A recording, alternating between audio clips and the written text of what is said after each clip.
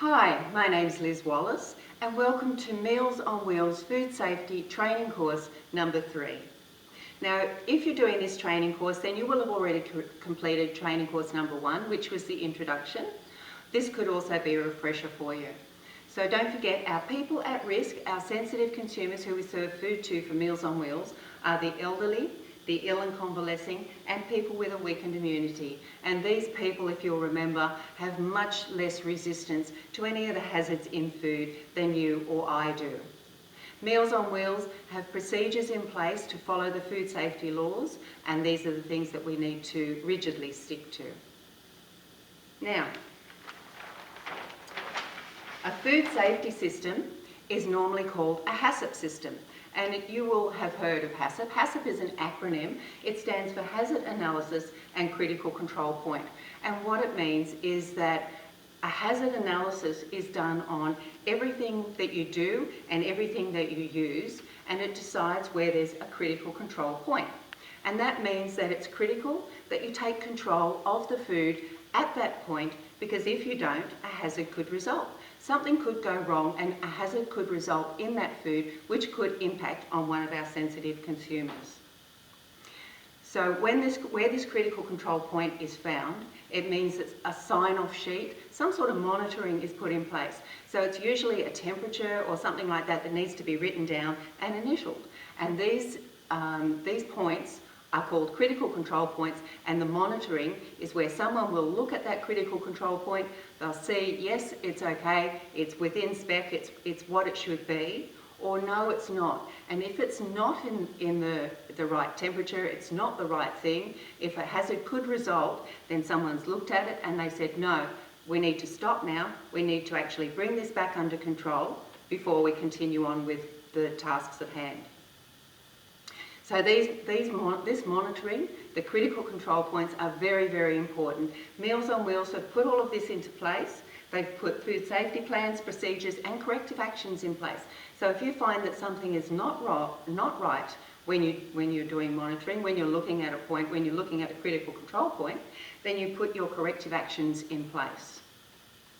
Now, once monitoring's in place and the procedures are written, once monitoring's in place, then procedures are written on how all of the tasks are done and how all the monitoring is done.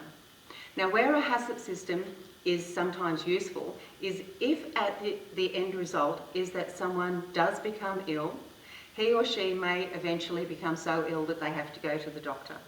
If a doctor becomes involved, there may be an investigation. The other thing is that food poisoning, if it's one of our sensitive consumers, food poisoning could actually kill them. So that's the other thing that could result if the monitoring is not in place and it's not followed rigidly.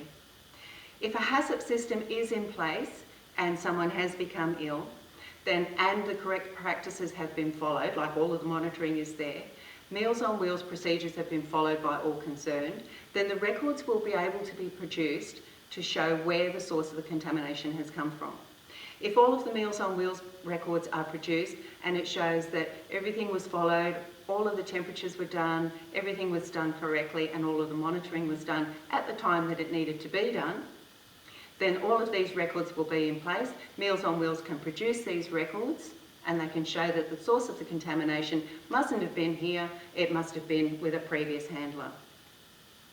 The other thing that it will show is if the contamination did occur here, or even if it was a previous handler, it will show where the contamination has come from, and it may actually, if you still have some contaminated product, then it will minimise the chances of food poisoning to other people.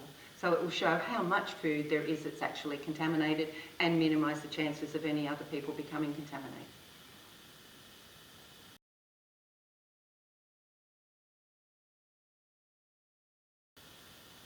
Now, bacteria. Now, in order to grow and to multiply, bacteria need 4 main things. They need food, they need moisture, they need warmth, and they need time.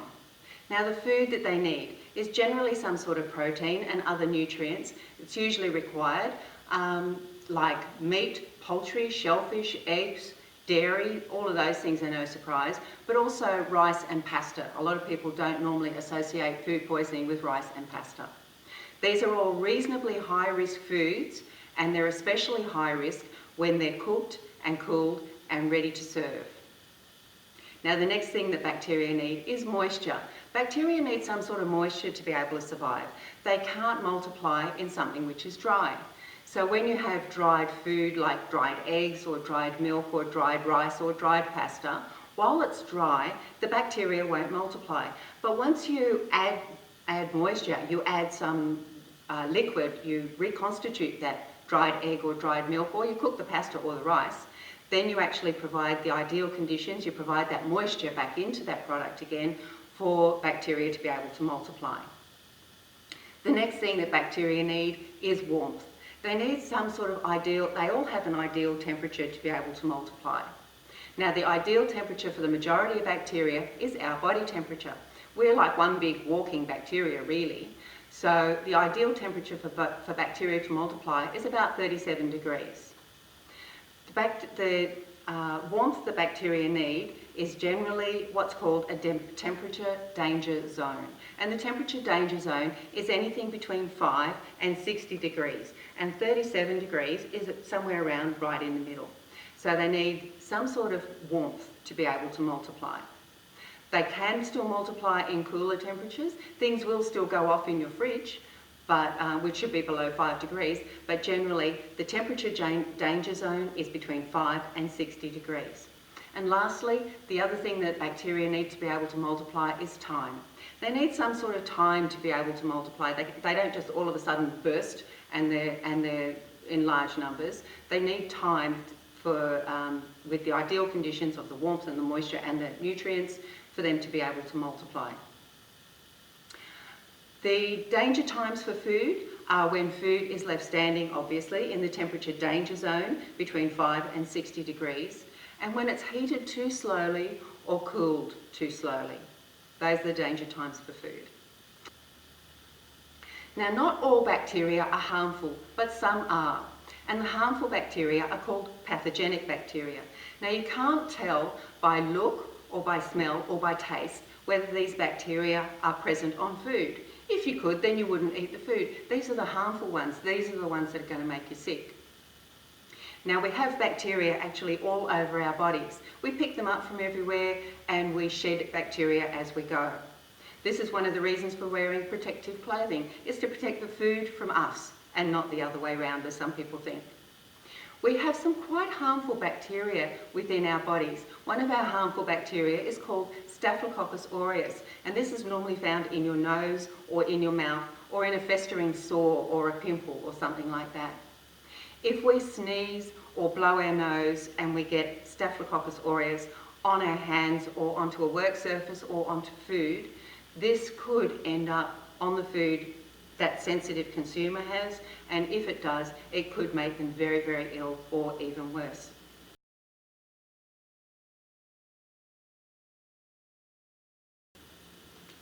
Okay, how bacteria multiply. Now, bacteria multiply by division. You only need one to start, and you're guaranteed you're going to have more than one. So one divides and becomes 2, 2 become 4, 4 become 8, etc., etc. They multiply by dividing and multiplying, and they just keep dividing up. So this multiplication, this division, usually happens about every 10 to 20 minutes. It's called binary fission. And I'll show you a chart that will give you a little bit of an idea. This is over a 12-hour period where one bacteria will become 68 billion over a 12-hour period, given ideal conditions, and this is using a multiplication rate of every 10 minutes, so it's not the faster multiplication rate as well. Sorry, every 20 minutes, not the faster multiplication rate. So one bacteria can cause a problem, even if it's over a few hours, but 68 billion in 12 hours is an enormous amount, and that's just starting from one. As I said, guaranteed there's going to be more than one. Now, normally, safe times to hold foods are quite lengthy. It'll take quite some time for a properly chilled meal to actually come up, to rise in temperature to above 5 degrees, and for these bacteria to start multiplying a little bit faster. Many people get really concerned with delivery of hot meals, especially considering all of this sort of thing. But the FSAN standards, the food safety standards and the Meals on Wheels procedures give you safe times and corresponding temperatures for cooling hot food.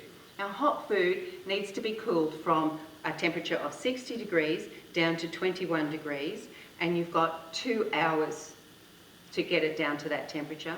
And then from 21 degrees down to 5 degrees, you've got a further 4 hours to do that.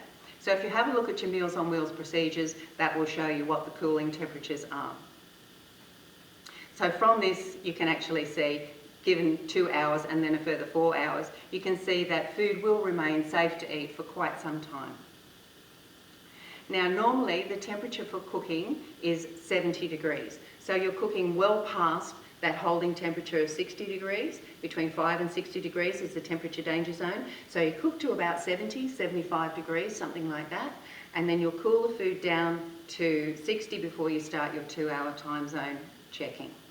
The temperature danger zone, don't forget, between 5 and 60 degrees, where the majority of bacteria will multiply most happily. Below 5 is your fridge temperature.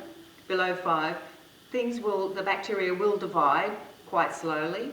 Things will still go off in your fridge, as we mentioned before, but the rate is greatly slowed. Above 60 degrees, some bacteria will start to die and some will actually survive that sort of temperature and some will continue to multiply. When you get up to 70 to 75 degrees, the majority of bacteria either die or they will survive. Some harmful bacteria can survive the cooking process, and they survive the cooking process by becoming a spore. They become a spore within the bacterial cell.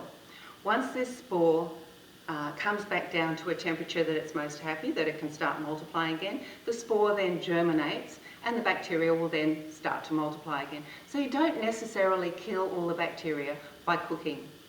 Even if you cook to 70, 75 degrees, whatever temperature you cook to, some bacteria can still survive that temperature.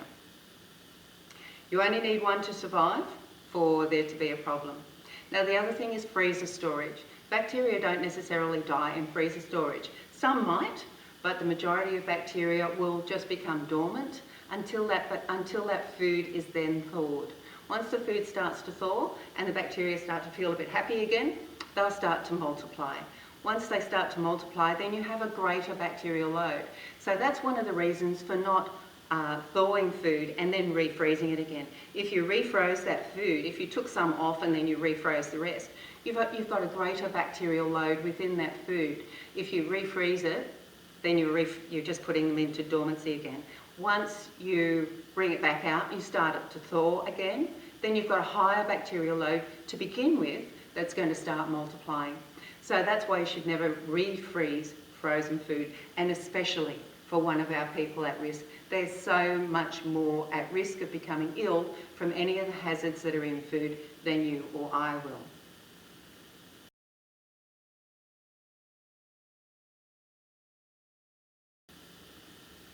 Okay, the next thing, contamination.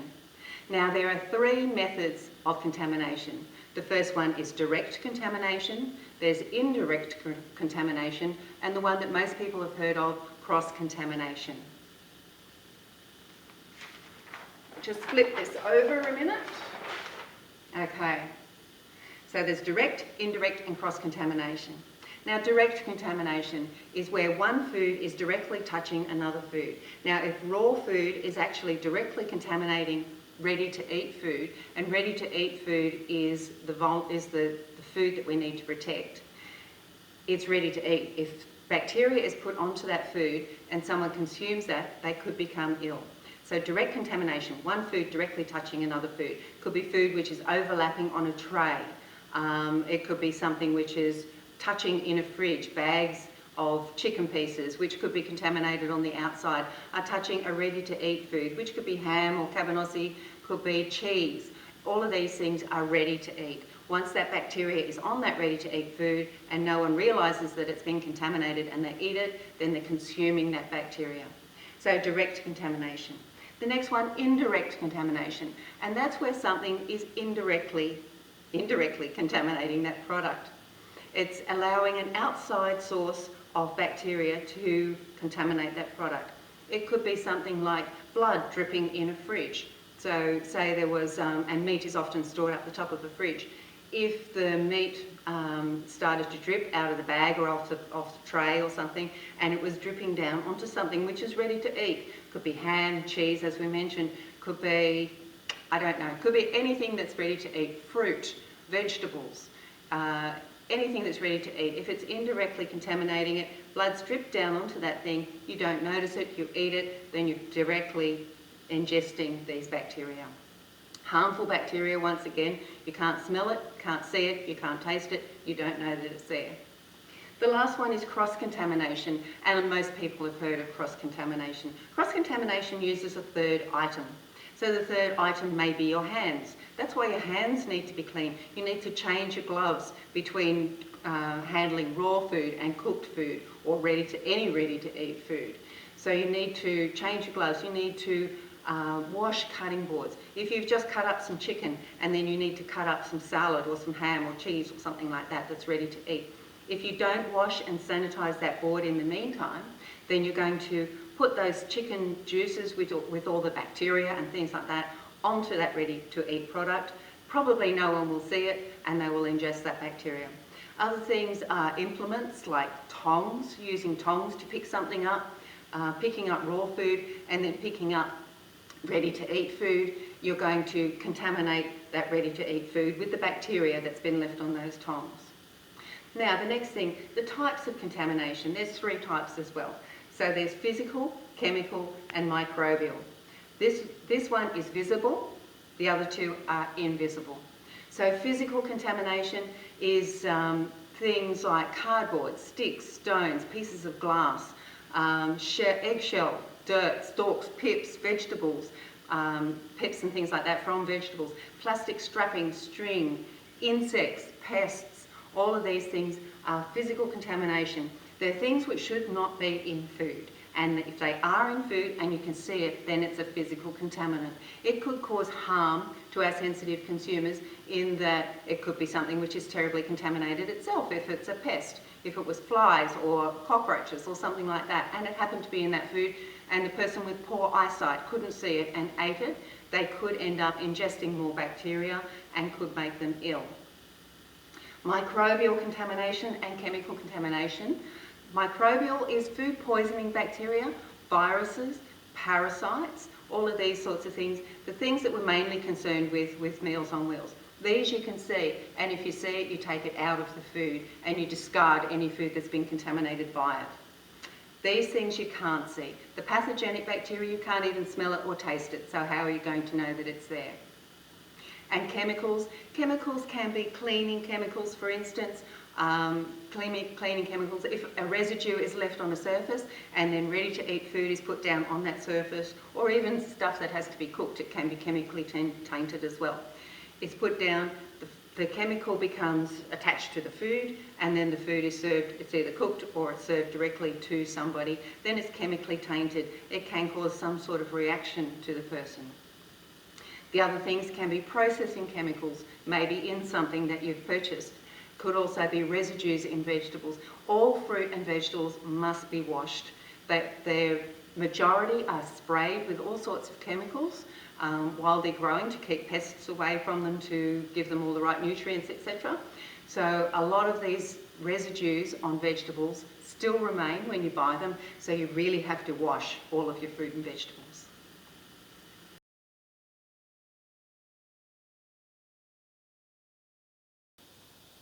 Okay, now the tasks that we complete. Now if you're working in a kitchen with food, then basically we complete every task that there is to be completed.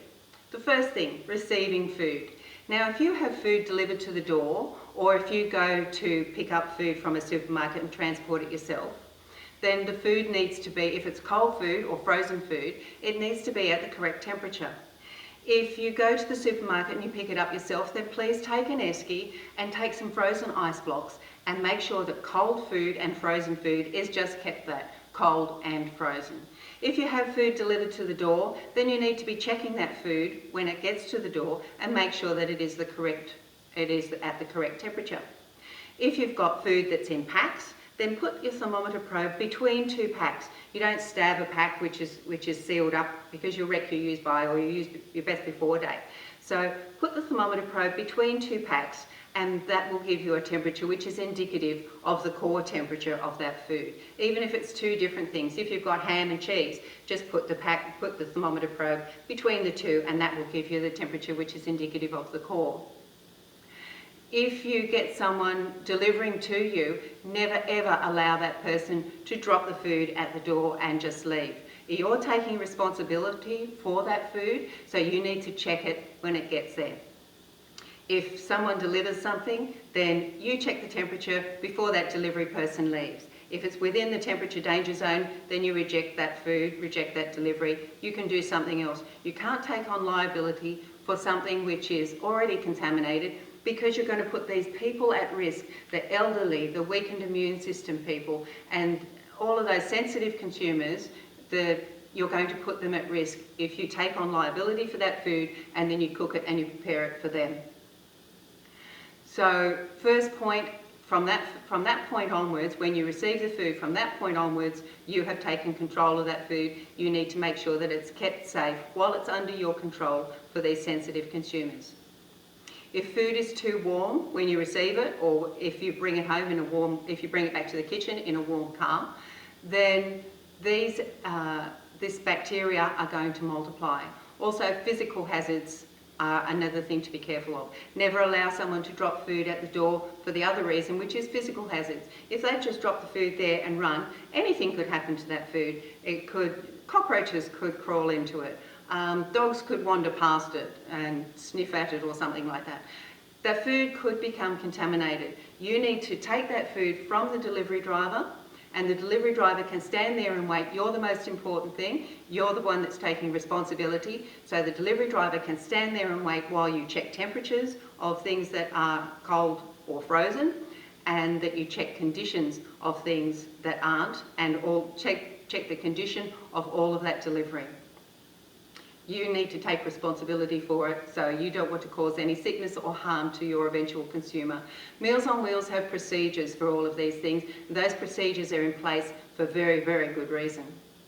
Now, the temperatures. If you're receiving temperature controlled items, make sure they're below 5 degrees. Don't forget our temperature danger zone, between 5 and 60 degrees. Once you get them and they're below 5 degrees, store them away straight away. If they're items in sealed packs, once again, as I said, put the probe between 2 packs to check that temperature. You only need to check a couple of items from a delivery, but if you find that they're not quite 5 degrees, then check more, just to make sure. Write down your temperatures, either on a sheet or on a diary or on the delivery docket, and then when you get the chance, then you can transfer it to your Meals on Wheels temperature recording sheet. Your critical control point. This is a critical control point. It's critical you take control of the food at that point, because if you don't, you're taking on liability for something which could be contaminated. So you never ever receive food which is in the temperature danger zone, because for the first thing, you don't know how long it's been in the temperature danger zone. You don't know how warm that food has been. And the other thing, it could have only just come down to that temperature. Perhaps it was a lot warmer before and it's only just come down to that temperature. So you can't allow that food to become part of your Meals on Wheels meals that will go to these sensitive consumers. Now, frozen products, make sure when you're receiving frozen products, or even if you're picking them up from the supermarket, same thing, make sure there's no evidence of thawing or condensation present, or large ice crystals and icing and that sort of thing. Make sure there's no soggy packs. If you see any watermarks, even if the watermark on the top of the cardboard has dried off, it's generally an indication that it may have been thawed out, the bacteria will have started multiplying, and then it's been refrozen again. Send that one away, get another one. The other thing with frozen foods, check it. Make sure that it's hard frozen. In the food safety standards, the national food safety standards that Meals on Wheels comply to, it says everything needs to be hard frozen. Now, hard frozen is normally given a temperature so that we've got something to work to, and that temperature is -18. So you get your thermometer probe, you put it between 2 packs. Now, this may take a minute, but it's very, very important to do. Put it between 2 packs, make sure that it comes down to -18 or less than that. greater than -18, so it might be -20 or -22. That's fantastic. Once you know that it is right and it feels hard frozen and you can't see any other problems with it, then store it away straight away in the freezer, unless you're about to use it. Again, write down that temperature, initial it, you've taken responsibility for it, and good on you for doing so. Now the condition, when you're receiving things, make sure that the condition of the packs is okay. Make sure there's no evidence of pests or damaged packs, dirt or strapping, or if you've got a bag of rice, make sure you can't see weevils inside, or that the sort of cobwebby stuff that weevils do, make sure you can't see any of those, any pests, because you're taking on liability for that and you're going to serve it to one of our sensitive consumers. If it was just going to you and you want to eat the weevils, great, but don't serve it to the sensitive consumers.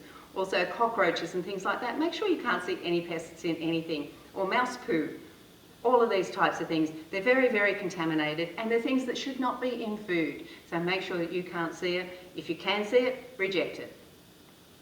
Next thing, storage. Once you store food in a fridge or a freezer, make sure that your fridge is always below 5 degrees. 5 degrees is the upper level for a fridge.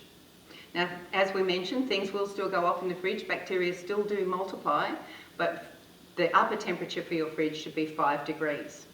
If you've got a data logger or a max-min thermometer or something like that, then check all of those things. If you found that your fridge was off when you came back in first thing in the morning or on Monday morning or something like that, you don't know how warm those things have been. If you've got a max-min or a data logger or something, then download that information or press your max-min so you can see what maximum temperature it's been up to, and then you can decide what you want to do about that food.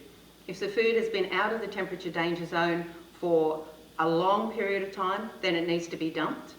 If it's only been for a very short period of time, don't forget our 2-hour, 4-hour rule. If it's been only a short period of time and you can use that food straight away, then that will be probably okay. If you're not sure, then ask someone who knows. Ask your coordinator to make sure that you're not going to take on liability, or Meals on Wheels aren't taking on liability for food which is too contaminated to serve to someone. Storage is very, very important. Freezers should always be less than -18, so colder than -18. Make sure dry storage areas are just that. Make sure they're dry and make sure they're also pest-free. When you're taking anything out of storage, make sure the expiry date is okay. Make sure your best before or your use by date has not been expired. If it's a best before date, then right on the date is probably okay. If you're a day past it, it's starting to go off a little bit. Best before date is generally given on something which is not going to become poisonous after that date. It's just that its quality won't be quite as good. But still you need to be, because you're serving a sensitive consumer, you still need to err on the side of caution and make sure that your best before and your use by dates have not expired. When you're storing stuff away and when you're taking things out of storage to use things in the preparation, then you need to rotate your stock. You need to use the earliest dates first. You don't want to have to cost Meals on Wheels too much in replenishing stocks. Now the next thing, preparation. Never put cartons of food or bags of product on the ground.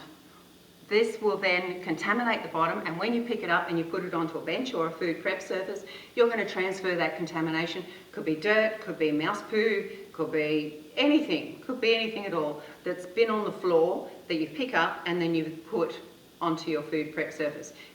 Back to receiving again, if someone's delivering something out of a truck and they could have put it down on the ground at any time, don't bring that food in and put it onto your food prep surface, because you're going to contaminate it. If you happen to do that and then put it back onto the floor before you store things away, you'll need to clean and sanitise that prep surface before you use it. Only have cold items out of the fridge as short a time as possible. So if the kitchen is warmer, it's not less than 10 degrees for instance, and you need to cut up a whole pile of chicken or meat or something which could have bacteria in it, and it needs to stay at less than 5 degrees, it's a chilled item, then only take out small batches. Take out small batches of the meat, cut it up, put it on a plate, cover it with Glad wrap, back in the fridge, get the next lot out, cut up that, do exactly the same until you're finished and until you're ready to cook. If you got interrupted in the middle of your food prep and you had a huge amount of meat out and you're cutting it up, that meat the bacteria are going to multiply. It's going to become very contaminated before you actually start to cook it. And don't forget, we may not kill all of the bacteria when we cook our items. Be very aware of your bench areas, your boards, plates, knives, forks, all of your implements, your hands. Make sure everything is clean before you use it. If you're not sure whether it was washed and sanitised, do it again, just to make sure, because don't forget, our people at risk. Make sure everything's clean and never clean a preparation area with a dirty cloth. Never use a dirty tea towel to clean something because you can't clean it with something which is already dirty. You don't know whether something is clean unless you actually do it and you know that it's been done. And there will be a critical control point there too. You'll have a sign-off sheet to say, yes, I cleaned and I sanitised things. Just because it looks clean doesn't mean that it necessarily is. So always err on the side of caution. If you don't know whether it's clean, clean it again.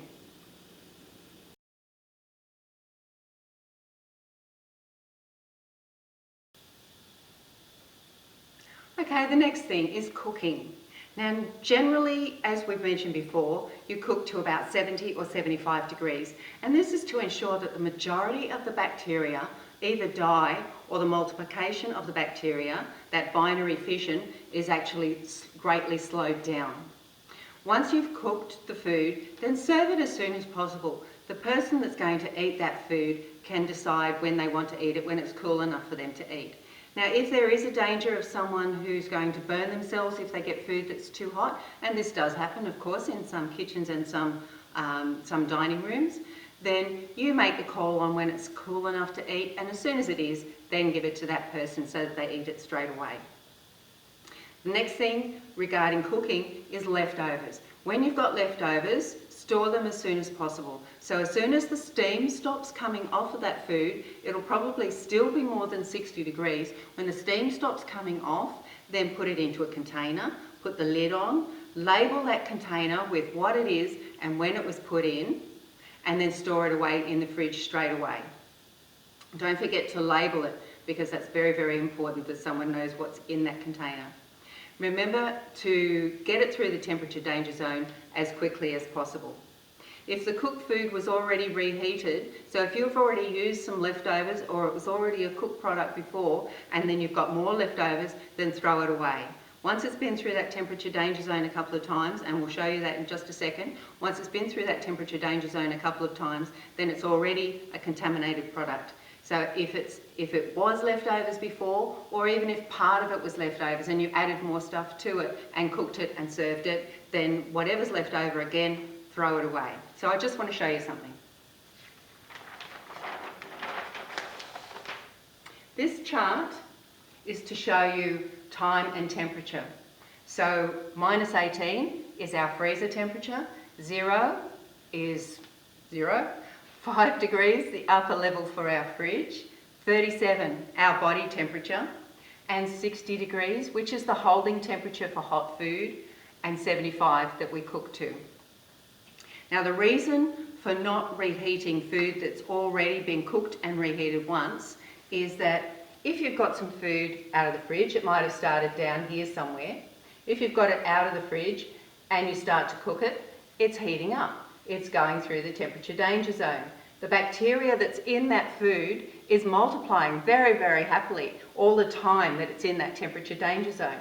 So if you're not using much time here and you're going through that temperature danger zone as quickly as possible, then you're not giving the bacteria that time to be able to multiply. Once you get it to 75 degrees, you've killed the majority of bacteria, but it's gone through here and the time hasn't been given to them to multiply. Then it might come back down here and you might hold it at 60 degrees or 65 or something like that. 65 might be a little bit safer. Then, if you've got some of that food left over, you might start cooling it down. Now, if it cools down slowly, it's going through the temperature danger zone and it's given a lot of time for that bacteria to be able to multiply. They've already multiplied here, Some have died when it's gotten up here, and some have formed a spore, but there will still be bacteria left in that food. When it gets back down to here, they're still multiplying, but only slowly. When it goes through here, they'll start to multiply a lot faster. You'll end up with a higher bacterial load. So you've got these leftovers, you've stored it away in the fridge, and it's back down here at 2 or 3 degrees. Once you take that leftover out of the fridge and you start to warm it up again, it's going back through that temperature danger zone. It's already been through 1, 2, now it's going through a third time through that temperature danger zone, and the bacteria are multiplying. So you can see that you shouldn't use leftovers, because every time it goes through that temperature danger zone, the bacteria that's left alive in that food is going to multiply, and it's going to get a greater and greater bacterial load every time it goes through.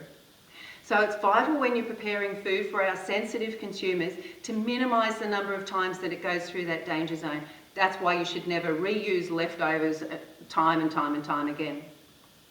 Those people at risk, the elderly, weakened immune system, and people with immunocompromised. Now, never reuse food that's already been served to someone. If food's already been out, served to someone, and they didn't eat it, or they left portions of it, you don't know what's happened to it because it's been out of your control. So never reuse that food, just throw it out. Unfortunately, it's wasteful, but you have to throw it out, because bear in mind all the time, keep at the forefront of your mind the procedures that we need to follow for Meals on Wheels and the people who are at risk. Be mindful of the way that contamination happens, the bacterial multiplication, the physical contamination, chemical contamination. Be mindful of the way all of these things happen, and protect things. And protect the food for the sensitive consumers, and use your Meals on Wheels procedures. Stick to those procedures rigidly, because they're there to protect you and they're there to protect our sensitive consumers. Treat the food as if it's going to be served to yourself or to one of your family, not to a stranger. Thank you so much for listening, and thank you for helping Meals on Wheels.